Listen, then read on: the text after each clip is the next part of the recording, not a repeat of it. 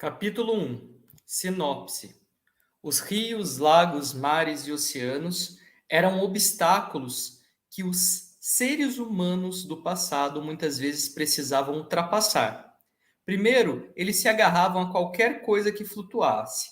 Depois, sentiram a necessidade de transformar materiais para que estes, flutuando, pudessem sustentar melhor sobre a água. Assim, ao longo do tempo, em cada lugar surgindo uma solução, que dependeu do material disponível. A canoa, feita de um só tronco cavado, na canoa feita de casca de uma única árvore. A jangada, de vários troncos amarrados, o bote de feixes de juncos ou de papiro, plantas que nascem junto a rios e lagos, o bote de couro de animais e outros. Todas essas soluções simples, no entanto, não permitiram transportar muita coisa, ou eram difíceis de manejar, ao mesmo perigosas em águas agitadas. Era necessário desenvolver embarcações construídas de diversas partes, para que elas fossem maiores e melhores. Durante o século XIX, durante o século XV, os portugueses decidiram que deveriam prosperar negociando diretamente com o Oriente através do mar. Até então, as mercadorias do Oriente, inclusive as especiarias, pimenta, cravo, canela, gengibre, que eram necessárias para conservar os alimentos, eram trazidas por caravanas de camelos guiados pelos árabes até portos do mar Mediterrâneo, onde eram compradas pelos italianos que revendiam na Europa. Para alcançar um bom êxito nesse ambicioso projeto de interesse nacional de Portugal, foi necessário explorar a costa da África no Oceano Atlântico e encontrar a passagem ao sul do continente americano. Para o Oceano Índico, chegar à Índia e lá negociar diretamente as mercadorias, trazê-las para Portugal em navios capazes de transportar quantidades relativamente grandes de carga e defender esse comércio. Isso exigiu desenvolvimentos científicos e tecnológicos para os navios e para a navegação. Os portugueses desenvolveram e utilizaram caravelas para explorações, naus como navios mercantes para o comércio e galeões como navios de guerra. Mas isso só não bastava para chegar com sucesso ao porto de destino. A navegação, quando se mantém terra à vista, é feita observando pontos geográficos de terra para saber a posição do navio em relação à costa. Quando não se avista mais a terra, o mar e o céu se encontraram no horizonte a toda volta. É necessário saber em que direção o navio segue e a posição em que está em relação à superfície do globo terrestre. Foi necessário, portanto, desenvolver instrumentos capazes de indicar a direção, bússola do navio, a latitude, astrolábio e a longitude, cronômetro. Veremos nesse capítulo o desenvolvimento dos navios na época das grandes navegações e os instrumentos utilizados para as singraduras realizadas. Sigamos, portanto, nessa derrota. Os navios de madeira construindo embarcações e navios. O primeiro método de construção de embarcações, utilizado desde a canoa de tábuas, é chamado de costado rígido. Construía-se primeiro o costado da embarcação, juntando as tábuas pelas bordas, e depois acrescentava-se os reforços estruturais internos e externos. O costado podia ser liso ou trincado, conforme se juntava as tábuas, topo a topo ou sobrepondo suas bordas. O resultado nesse método é um casco resistente, com ênfase estrutural no costado, bom para resistir a colisões e para encalhar, se necessário, nas praias. Ainda hoje, as construções pequenas, embarcações assim, e na antiguidade era como se construíam as galés. As galés eram embarcações movidas principalmente por remos, algumas com muitos remadores, embora pudessem também ter velas. Foram muito valorizadas por povos navegadores do passado, como os cretenses, os gregos, os romanos, os bizantinos e os nórdicos. Chama-se de navio embarcações grandes. Há mais de 2.000 anos já se construíam navios. Empregava-se a madeira, pois ela foi o primeiro material que se mostrou mais adequado para a construção naval. Somente após o desenvolvimento industrial, no século XIX, há cerca de 150 anos, é que o ferro e o aço passaram a ser matérias-primas importantes para a construção naval. Chegou-se ao método de esqueleto rígido após uma longa evolução que durou mais de 1.000 anos, passando por métodos chamados híbridos, em que algumas cavernas eram montadas antes do costado, para possibilitar algum controle de forma final do casco. Embora o método de esqueleto rígido tivesse se desenvolvido no litoral do mar Mediterrâneo, fora de Portugal, ele foi empregado pelos portugueses para construir os navios que iniciaram no século XV, a aventura das grandes navegações, que não somente levou ao descobrimento do Brasil, mas também transformou o mundo. Os oceanos, que antes eram obstáculos entre os povos de terra, tornaram-se vias de comunicação entre eles. O desenvolvimento dos navios. As caravelas provavelmente tiveram sua origem em embarcações de pesca e já existiam na Península Ibérica desde o século XIII. Tinham, em geral, velas latinas. As velas latinas são próprias para navegar com qualquer vento e, por isso, adequadas às explorações da costa da África.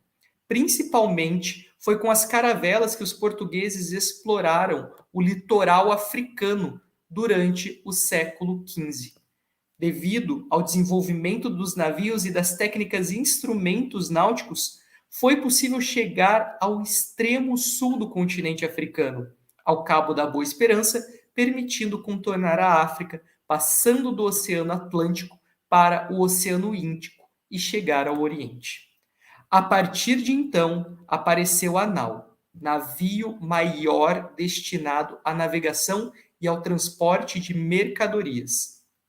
Tem-se notícias que as naus de 3 mastros com o velame completamente desenvolvido eram utilizadas pelos portugueses desde o século XV.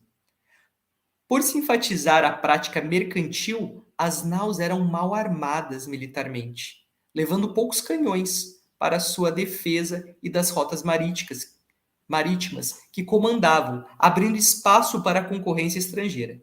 Até então, Portugal vinha utilizando caravelas bem armadas como navio de guerra, mas desde o início do século XVI, sentira a necessidade de desenvolver o galeão, navio de guerra maior e com mais canhões para combater os turcos no Oriente e os corsários e os piratas europeus ou muçulmanos do Atlântico.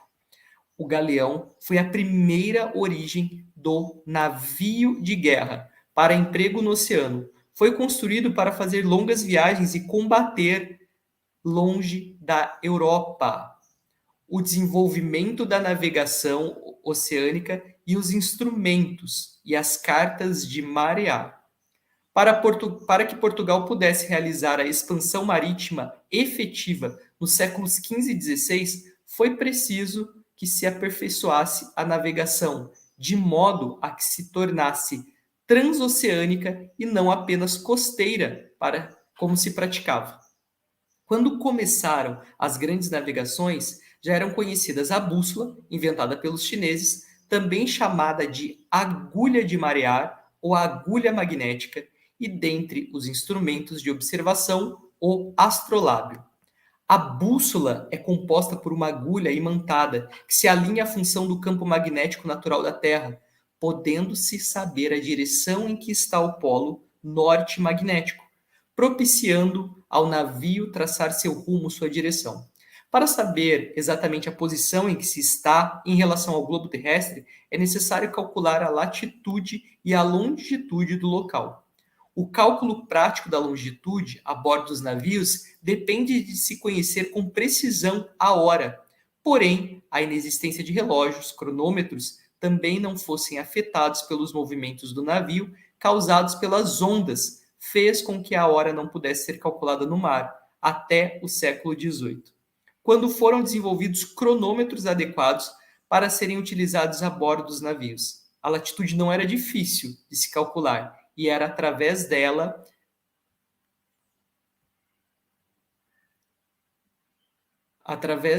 e da estimativa do campo quanto o navio havia se deslocado, que os navegadores da época das grandes navegações sabiam aproximadamente onde estavam.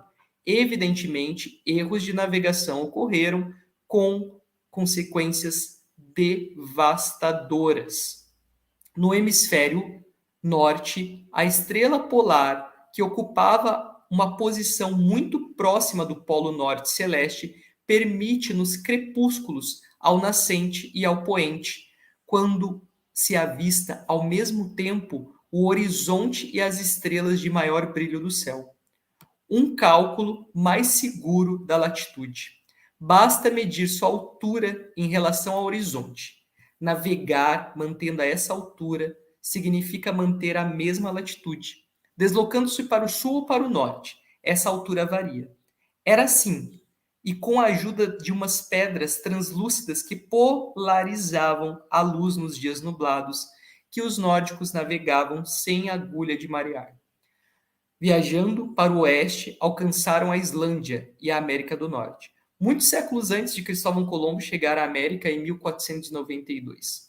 O hemisfério sul, a estrela polar que marca o polo norte celeste, não é visível, e a estrela Alfa do Cruzeiro do Sul, a mais brilhante da constelação, que ocupa a posição no céu mais próxima do polo sul celeste, não está suficientemente próxima para ser uma referência para a navegação. A melhor forma de calcular a latitude nesse hemisfério era observando o Sol em sua passagem meridiana, ou seja, medindo os graus, sua altura, quando ele passava pelo ponto mais alto do céu, no local onde se está. Os navegadores da época das navegações faziam isso muito bem, utilizando instrumentos náuticos. O astrolábio era o mais importante deles. Servia, nesse caso, para medir o ângulo entre o Sol e a sua passagem meridiana e a vertical. Outros instrumentos utilizados mais tarde, como o quadrante e o sextante, mediam a altura do Sol através do ângulo em relação ao horizonte. As cartas náuticas eram muito imprecisas e passaram por um período de processo de desenvolvimento. A que foram inicialmente elaboradas pelos portugueses eram conhecidas como portulanos. A partir do final do século XVI, passou-se a utilizar a projeção do Mercator. Essa projeção é utilizada até os dias de hoje nas cartas náuticas. Nela, os meridianos e os paralelos são representados por linhas retas que se interceptam formando ângulos de 90 graus. Isso